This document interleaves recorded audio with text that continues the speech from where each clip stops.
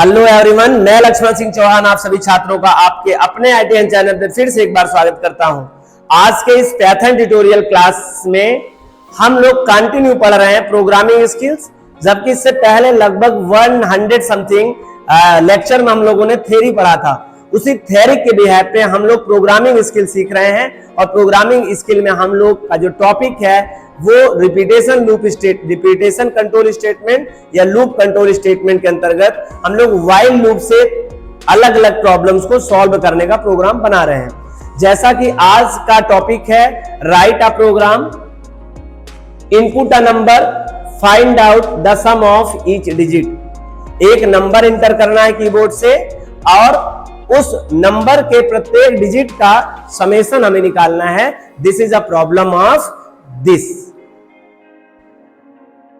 आपके लिए प्रॉब्लम क्या है? एक प्रॉब्लम मींस प्रोग्राम क्या है? प्रोग्राम अक्सर हम लोग जो प्रोग्राम होता है उसे प्रॉब्लम देते हैं और उसके सॉल्यूशन को हम लोग अपने कोड में एक्सप्लेन करते हैं। ठीक है, तो आपके लिए एक प्रॉब्लम है कि एक प्रोग्राम बनाना है जिसमें यूजर से एक नंबर प्रोवाइड करना है, मतलब नंबर गेटअप करना है और उस नंबर को लेने पर उस नंबर के प्रत्येक डिजिट का समेशन बता देना है।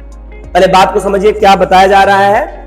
बताया जा रहा है आपको एक नंबर लेना है। आई होप आप सबको पता होगा नंबर और डिजिट अलग अलग चीज होती है। नंबर क्या होता है? Number is a group of digit और digit is a smallest unit of number.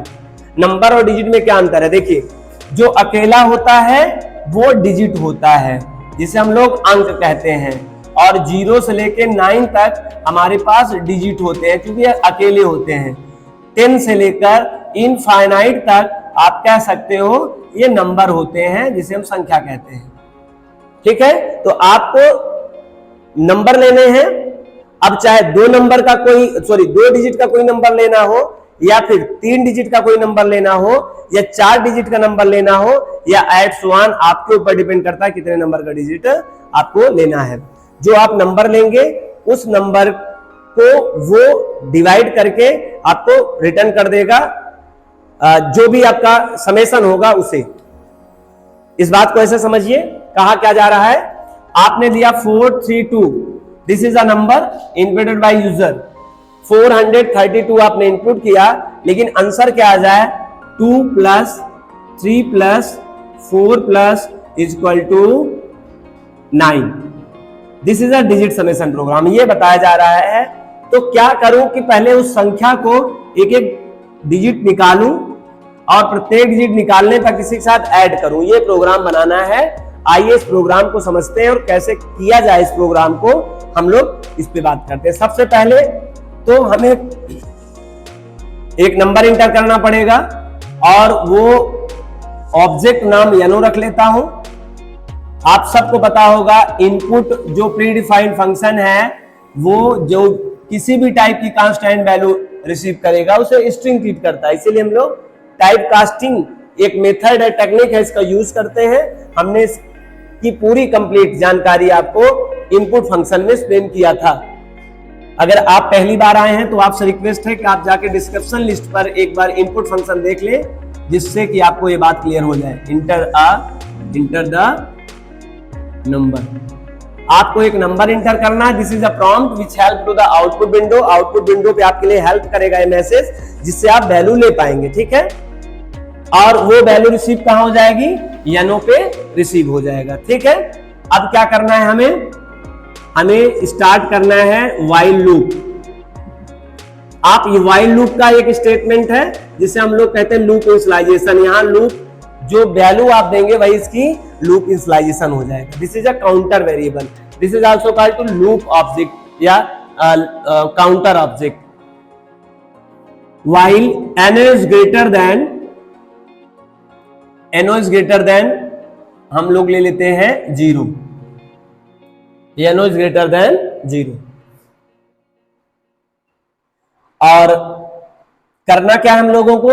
जो हमें यहां पे एक वेरिएबल ले लेना चाहिए, ऑब्जेक्ट ले लेना चाहिए, आई होप, जिससे आपको कंफ्यूजन ना हो। Reminder = 0 and sum = 0। हम दो ऑब्जेक्ट ले रहे हैं, आर आई एम रिम और एस यू एम सम, और दोनों का इनिशियल वैल्यू क्या मान चल रहा हूं मैं, 0 मान चल रहा हूं, ठीक है। और यनो एक ऑब्जेक्ट है, आप चाहते तो बढ़िया क्या होता, आप यहां लेंगे ज्यादा अच्छा लगेगा आपको, reminder equal to 0 and sum equal to 0। अब यहां से लूप स्टेटमेंट शुरू है, this is a loop initialization, this is a condition and body आपने क्या लिखना है, चलिए लिखते हैं हम लोग। तो यहां लिखना है R I M remainder equal to यनो modulo division by 10 and sum is equal to sum plus एनो, sum is equal to sum plus remainder, sorry sum is equal to sum plus remainder. And यहां क्या करेंगे हम लोग, यहां लिखेंगे यनो इज इक्वल टू यनो डिवीजन बाई 10 डिवाइड बाई 10। पहले ये आपका रहा बॉडी ऑफ लूप स्टेटमेंट, ध्यान से समझिए पहले आप इसे, और क्यों लिखा गया लाइन ये जानना बहुत इंपॉर्टेंट है। वैसे आपने मैथ में आपको आइडिया होगा, एक कंसेप्ट है, जब भी किसी भी संख्या को 10 से आप डिवीजन करते हैं तो उसका मॉडुलो डिवीजन जब आप करते हैं तो उसका आंसर क्या होगा, उसका आंसर जो लास्ट डिजिट होती है वही होता है। मैं क्या कहना चाहता हूं समझिए, जैसे आपके पास 296 ये एक संख्या है और यदि आप उसे 10 से क्या करते हैं, 10 से डिवाइड करते हैं, तो आप सबको पता है जो लास्ट डिजिट होगा यही आपका क्या हो जाता है, शेषफल होगा। आपको अगर 10 से डिवाइड करना हो कभी तो आपको बिना डिवाइड के आंसर बता देना चाहिए, ये इसका शेषफल हो जाएगा और ये हुआ शेषफल इसका और ये रहा इसका भागफल। बिना आंसर के आप बता सकते हैं कि जो लास्ट में रहेगा वो शेषफल कहलाएगा और ये क्या हो जाएगा, शेषफल। आइए एक एग्जांपल बताते हैं, जैसे आपने 200 किया सपोज दैट, तो आप 10 से अगर आप करेंगे तो इसका आंसर ये हो जाएगा शेषफल पहला डिजिट और ये हो जाएगा भागफल। जरा देखिए कैसे, 10 2 जा 20 और यहां पर आप इसे माइनस करेंगे तो वैल्यू हो गई कंप्लीट। अब आप क्या करेंगे, आप 0 यहां लिखेंगे, आप देख रहे हैं यहां पर वैल्यू कुछ नहीं है तो डायरेक्ट यहां इसे नहीं रख सकते हैं, इसे 0 टाइम ले जाना होता है, 10 0 0 और इसका मान क्या हो जाएगा, कंप्लीट हो जाएगा। तो आप देख रहे हैं ये क्या हो गया, ये क्वोशिएंट हो गया, भागफल हो गया और ये यहां पर क्या हो गया, 0 क्या हुआ, शेषफल हुआ। तो आप देख रहे हैं कभी भी किसी भी संख्या से अगर 10 को डिवाइड किया जाएगा तो the last digit of the number is a remainder and all remains value is a quotient. आपको ये बात पता होनी चाहिए और नहीं भी अगर होगी तो डेफिनेटली आपको अभी ये बात क्लियर हो चुकी है, इसीलिए हम लोग इसका उपयोग किए हैं। ठीक है, आगे sum equal to sum plus remainder, मुझे ये रिमाइंडर प्राप्त हो चुका है 6 हमें प्राप्त हो चुका, मतलब ये मैंने वैल्यू निकाल लिया। अब हमें क्या करना है, ऐड कराना है, तो ये लाइन मैंने एडिशन ले लिया है। आप कहोगे सर ये लाइन क्यों लिखा है और डिवीजन क्यों करा रहे हैं, एक्चुअली डिवीजन में क्या करा रहा हूं, मुझे नेक्स्ट टाइम में मुझे केवल ये चाहिए, अब इससे कोई लेना देना हमसे नहीं रह जाए, इसलिए हम लोग इसको क्या कर रहे हैं, डिवीजन कर रहे हैं। आई होप आपको ये लॉजिक समझ में आया होगा। इस तरह से लॉजिक से आप किसी भी नंबर के right to left digit by digit यहां से एक्सट्रैक्ट कर रहे हैं वैल्यू, इससे कर क्या रहे हैं, देखिए आप extract last digit of the number से एक डिजिट खींच रहे हैं और यहां क्या कर रहे हैं, जो एक्सट्रैक्ट में निकाला, extract last digit of the number, जो नंबर से निकाला गया है, ऐड टू, उसे आप क्या कर रहे हो, ऐड करा रहे हो। लास्ट लाइन क्या किया जा रहा है, लास्ट में remains digit of the given number, जो उसके बाद आपने जो यूज कर लिया है लास्ट वाले डिजिट आपने इसको खींच लिया तो ये बचा 43, इसको रिमाइंड करने के लिए, रिमाइंड करने के लिए, बचाने के लिए हम लोग यनो को फिर से एनालाइज कर रहे हैं। तो आई होप ये लॉजिक आपको समझ में आया होगा। ये प्रोग्राम को रन कराते तब ज्यादा समझ में आ जाएगा। बाहर आ जाइए आप इसके ठीक सामने और यहाँ क्या कर लीजिए, प्रिंट कर लीजिए, बता दीजिए the sum of digit of number is equal to, और जो सम की वैल्यू है उसी को प्रिंट करा लीजिए, आपको आउटपुट मिल जाएगा। चलिए देखिए रन कराते हैं क्या होता है। सबसे पहले अगर मैंने 1 2 3 123 123 आपने कीबोर्ड से इंटर किया, आई होप आपसे पूछा गया इंटर नंबर और आपने क्या इंटर कर दिया, 123 कर दिया। 123 कहां चला गया, यनो पे चला गया, यनो पे क्या आ गया, 123 आ गया। यहाँ पे आपको समझाने के लिए मुझे बार बार ये ब्लॉक बनाना पड़ेगा, मैं बना ले रहा हूं। पहले तो एक है रिमाइंडर, एक है सम, एक है आपका यनो, 3 है। आप देखिए सबसे पहले यनो पे क्या आया जरा देखिए, यनो पे 123 आया है। नीचे आइए, यनो इज ग्रेटर देन 0, 123 बड़ा है 0 से, यस कंडीशन ट्रू हो गई। नीचे आएगा यनो मॉडुलो डिवीजन बाय 10, जब भी आप 10 से मॉडुलो डिवीजन करेंगे 103 को तो ये 3 यहां से एक्सट्रैक्ट होगा और कहां चला आएगा रिमाइंडर, यहां आ जाएगा सीधे सीधे, एक डिजिट निकल आएगा। यहां आप देखिए sum equal to sum plus remainder, sum पे बाय डिफॉल्ट क्या है, पहले से पड़ा हुआ था 0 था, वैसे रिमाइंडर पे 0 था, यहां भी 0 है। अब ये 0 के साथ रिमाइंडर ऐड होगा, रिमाइंडर क्या है 3 है, सम पे क्या है 0 है, 0 3 क्या हो जाएगा 3 हो जाएगा, तो सम पे भी क्या आ जाएगा 3 हो जाएगा, यहाँ पे भी 3 हो जाएगा। नीचे लाइन में आइए, यनो का मान क्या है, यनो का मान अब भी 123 है। 123 को 10 से डिवाइड करोगे तो डिवाइड करने पर आपको ये केवल वैल्यू क्या मिल जाएगा, केवल 12 बचेगा, 3 हट जाएगा।